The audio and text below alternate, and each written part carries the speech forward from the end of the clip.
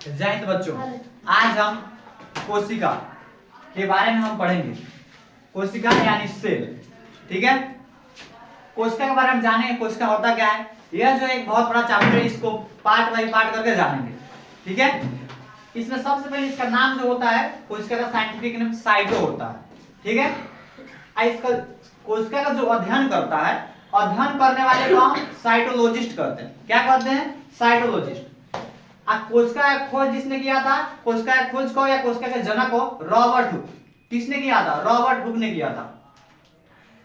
Robert Hooke ने जिस कोशिका का खोज किया था वह कोशिका मृत कोशिका थी, लेकिन जीवित कोशिका का खोज एंटोनी वैन और लीवेन हक ने किया था। एंटोनी वैन और लीवेन हक ने जीवित कोशिका का खोज किया था।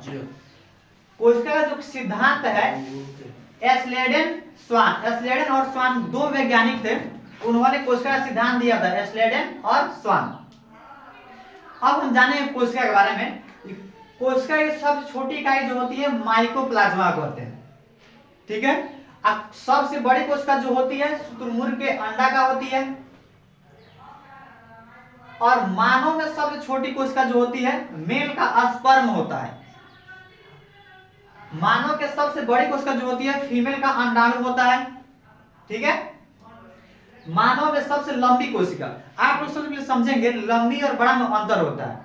जैसे हम कहते हैं ताजमहल बड़ा है और कुतुब मीनार लंबा है, तो दोनों में अंतर होता है, लंबा और बड़ा में फर्क होता है। तो मानव में सबसे लंबी कोशिका कहेगा तो न्यूरॉन कहेंगे, जिसे हम ब्रेन की कोशिका कहते हैं। ठीक है, अब बात करें विभाजन रहित कोशिका। विभाजन रहित का मतलब होता है वैसी कोशिका जिसका विभाजन नहीं हो कभी। तो विभाजन रहित जो कोशिका होती है वो न्यूरॉन होती है। न्यूरॉन में ब्रेन की कोशिका जो होती है उसमें कोशिका विभाजन नहीं होता है। कोशिका विभाजन कहने का मतलब क्या हुआ कि अगर उसमें एक कोशिका मृत हो जाती है तो उसके स्थान पर दूसरी कोशिका नहीं आ सकती है। जब मृत हो गई तब मृत हो गई। ठीक है, सबसे तेज विभाजन कहाँ होता है कोशिका का?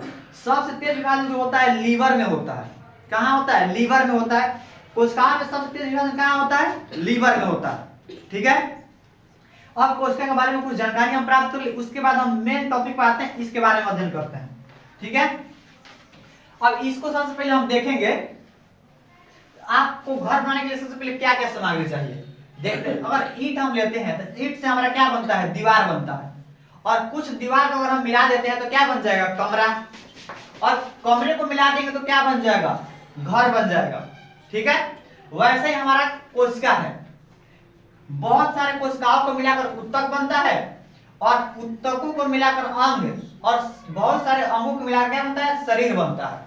ठीक है, अब इस सब के बारे में बारी बारी जानकारी प्राप्त करेंगे। सबसे पहले हम कोशिका के बारे में पढ़ते हैं, कोशिका क्या होता है, उसके बाद उत्तक, उसके बाद अंग, उसका शरीर के बारे में अध्ययन करेंगे। तो सबसे पहले हम क्या अध्ययन करते हैं? कोशिका के बारे में। कोशिका झिल्ली, जिसका इंग्लिश मेम्ब्रेन होता है। कोशिका झिल्ली क्या होता है? मेम्ब्रेन होता है। इसको प्लाज्मा झिल्ली भी कहते हैं। यह जो होता है पादप और जंतु दोनों में पाया जाता है। पादप में पेड़ पौधे और जंतु में जीव जंतु जितने होते हैं उस सब में ही पाया जाता है। क्या? कोशिका झिल्ली पादप में ही पाया जाता है और जंतु में ही पाया जाता है। ठीक है, कोशिका झिल्ली जो होता है प्रोटीन का बना होता है। किसका बना होता है? प्रोटीन का बना होता है। कोशिका झिल्ली कोशिका झिल्ली होता है, इसी में कोशिका के सारे अंग रहते हैं। क्या रहते हैं? कोशिका झिल्ली के अंदर ही कोशिका के सारे अंग रहते हैं। ठीक है, अब इसके बाद हम कोशिका भित्ति के बारे में जानते हैं। जैसे इंग्लिश वाल होता है, यह जो होता है केवल प्लांट सेल में पाया जाता है। प्लांट सेल केवल पादप पौधों में पाया जाता है। ठीक है, ये केवल पेड़ पौधों में पाया जाता है। वैसे जीव जो एक स्थान पर अस्थायी रहते हैं उनमें ही पाया जाता है। ठीक है, यह जो होता है सेलुलोज का बना होता है। ठीक है, अब कोशिका भित्ति जो होता है, जैसे हम लोग जीव जंतुओं में है, हम क्या करते हैं? रक्षा करने के लिए हमें त्वचा है, ये हम कपड़े पहन लेते हैं। जैसे पेड़ पौधों में भी जो सेलुलोज जो होता है, जिसको पादप में पाया जाता है, कोशिका भित्ति, यह पौधों क्या करता है? रक्षा प्रदान करता है, छाल बना देता है। पौधों के साइड से अड़िए छाल बना देता है, जिससे उसकी कोशिका की सुरक्षा होती है। ठीक है, अब इसके बाद माइटोकॉन्ड्रिया के बारे में हम जानते हैं। ऐसे हम एग्जांपल में समझाते हैं आपको। कोशिका झिल्ली, सपोज कीजिए कोशिका झिल्ली हो गया। कोशिका झिल्ली हो गया। अब कोशिका भित्ति जो रहेगा इसके ऊपरी भाग में रहेगा ऐसे करके, ठीक है। ये क्या हो गया, कोशिका भित्ति हो गया। अब जो है माइटोकॉन्ड्रिया के बारे में पढ़ते हैं। माइटोकॉन्ड्रिया क्या होती है, इसको हम एम से दर्शा देते हैं, ठीक है। माइटोकॉन्ड्रिया क्या है, माइटोकॉन्ड्रिया का ये दूसरा नाम है सूत्रकणिका, जिसका खोज अल्टमैन ने किया था। किसने किया था, अल्टमैन ने। ये जो होता है कार्य क्या करता है, इसका थोड़ा क्रम समझ लेते हैं। पहले माइटोकॉन्ड्रिया जो है श्वसन प्रक्रिया द्वारा क्रेब्स चक्र चलाकर, क्या कर क्रेब्स चक्र श्वसन लेगा, उसको क्रेब्स चक्र चलाएगा। इसका जो खोज किया था क्रेब्स नामक वैज्ञानिक ने किया था, इसलिए उनके नाम पर इस क्रिया का नाम क्या पड़ गया, क्रेब्स चक्र, ठीक है। ये क्रेब्स चक्र में होता क्या है, 38 वो एटीपी मिलकर ग्लूकोज बनाता है, और ग्लूकोज जो होता है ऊर्जा का निर्माण करता है, यानी कि पावर का निर्माण करता है, पावर बनाता है, जिससे शरीर कार्य करता है, ठीक है। इसके आंतरिक दीवार को हम क्रिस्टी कहते हैं। माइटोकॉन्ड्रिया के आंतरिक दीवार को क्या कहते हैं, क्रिस्टी कहते हैं। माइटोकॉन्ड्रिया के आंतरिक दीवार को क्या कहेंगे, क्रिस्टी, ठीक है। इसको हम एम बता दिए। अब एक गाल्जी बॉडी, ये गाल्जी बॉडी कहो या गाल्जी काय कहो, दोनों बात सेम है, ठीक है। इसको हम जी से दर्शा देते हैं। तो गाल्जी बॉडी जो होता है इसका कार्य क्या होता है, आप सपोज कीजिए कि हमारा शरीर जो है कोशिकाओं को मिलकर बना है, और सारे कोशिकाएं अपने अपने ऊर्जा का निर्माण कर रहे हैं, सारे कोशिका ऊर्जा का निर्माण कर रहे हैं, लेकिन हम क्या कर रहे हैं, अभी पढ़ा रहे हैं। तो पढ़ा रहे हैं तो हमें ऊर्जा की आवश्यकता ज्यादा कहाँ पड़ेगी, बोलने में। और कितने आदमी जो खेत में काम कर रहे हैं या फिर कहीं और कार्य कर रहे हैं, शारीरिक मेहनत कर रहे हैं, तो वहां पे क्या उनका ऊर्जा हाथ में खर्च होगा या कुछ चलाने में खर्च होगा।